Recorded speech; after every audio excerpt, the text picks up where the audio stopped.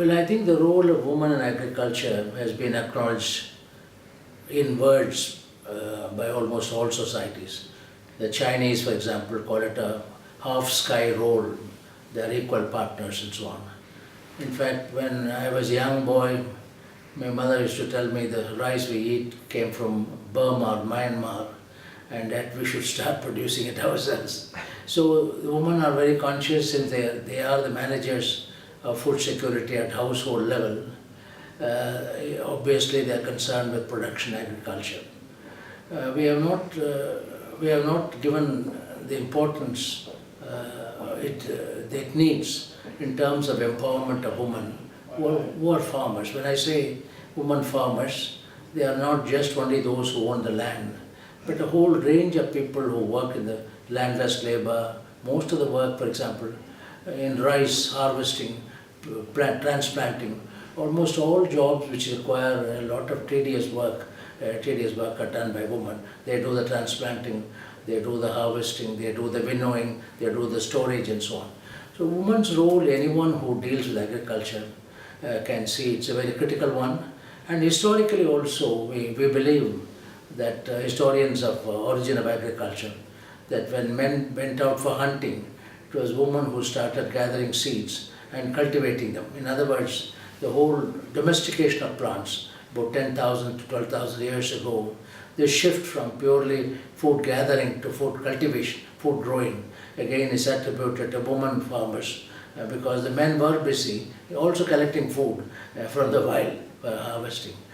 Similarly, if you look at biodiversity or the agricultural component of biodiversity, you see everywhere the hand of woman, very, very prominent.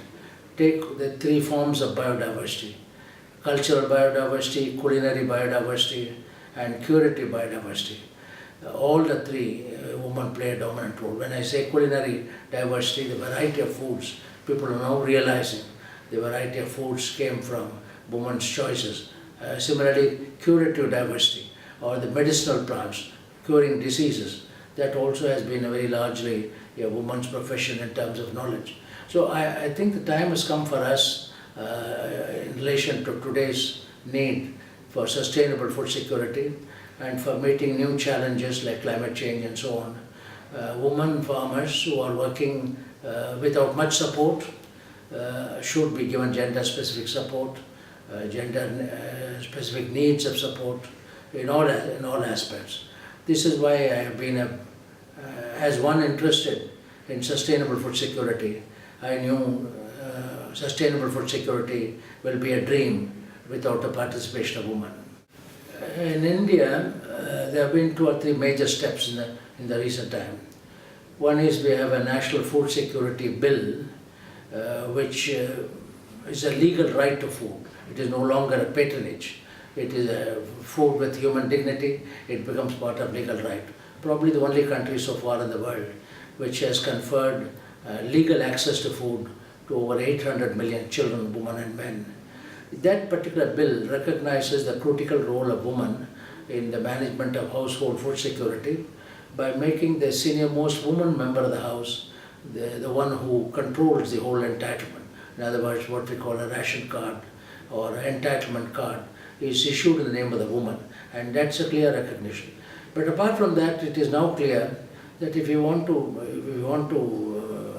ensure adequate availability of food to fulfill the legal commitment to provide food, then it is necessary to give much more importance to women who are working in agriculture but without much support. This is why I introduced, when I was Member of Parliament, my term was over a few months ago, I introduced what is called a private member's bill on entitlement of women farmers, various kinds of entitlement, starting with land, access to irrigation water, access to technology and inputs, access to credit and insurance.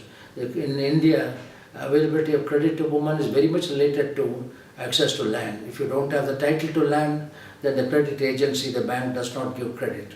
So credit and insurance, and above all, assured and remunerative marketing opportunities, because many times women are cheated in the market level.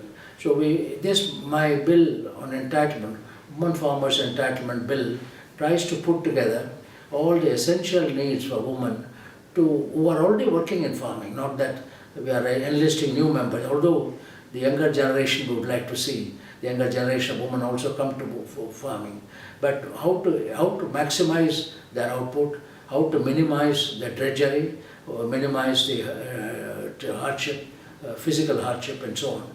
These are the aims of the bill, and it provides also for support services. For example, working women require support services like creche. Usually the young baby comes with them. You don't have a creche, a place where the children can sleep, where the children can be given food and so on. Noon meal program, as we call it. So a whole series of gender-specific needs of women. And finally, technologies for women have become important, because people don't realize you have a, say, tractor, a very high horsepower tractor, but what the women require is much more smaller tractors with low horsepower, which they can handle and so on. Every one of the equipment, agricultural implements, will have to be made gender friendly, otherwise you find that they are not actually suited for women who are working in the field. So my bill takes care of the totality of the requirements. First of all, it enlarges the definition of a woman farmer to include all women working in the field of agriculture, whether they are actually the owners of farm or labor in the farm, because all of them, the women labor also required. Take for example rice transplanting. We have now transplanting machines which reduces the drudgery, increases the value of time of women, and reduces drudgery.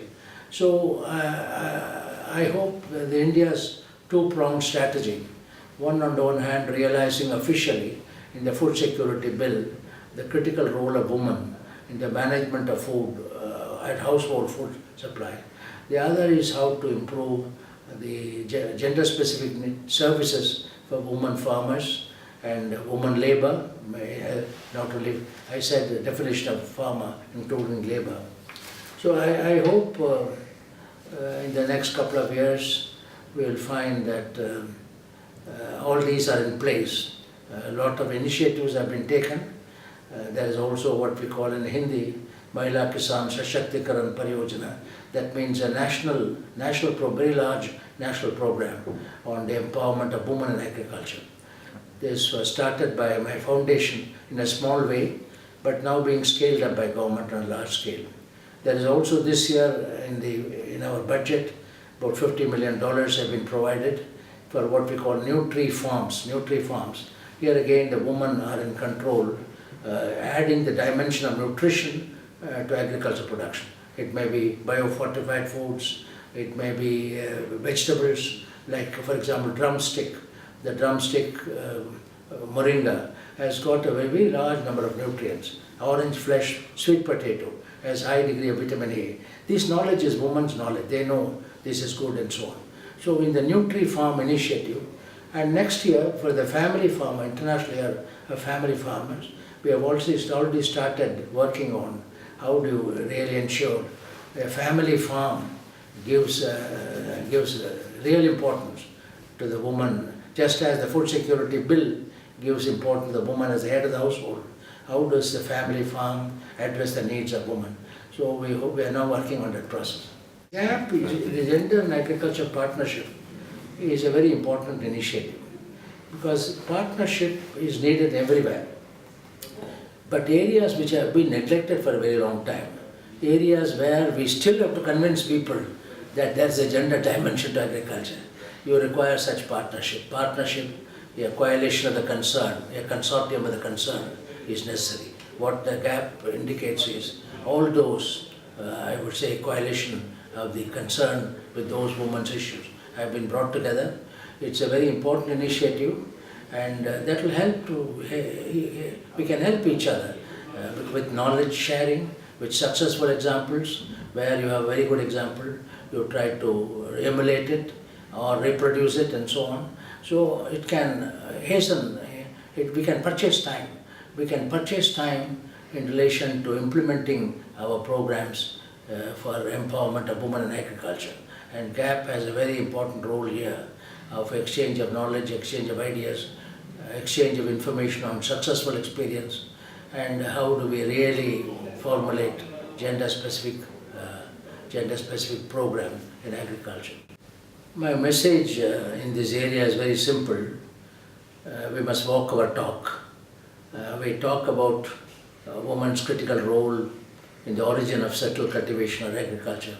We talk about the role of women in biodiversity conservation and enlargement. We talk about the important role played by women in harnessing biodiversity, culinary diversity in terms of food security at home. But all these are recognized in terms of sentiments, in terms of papers and so on. But the real problems of women farmers, the real problems they face in the field, the lack of access to credit, the lack of access to insurance, lack of access to technology, lack of access to market, all these have to be overcome. So the time has come, as I said, to walk our talk and convert the know-how we have on women's present and potential role into do-how at a field level.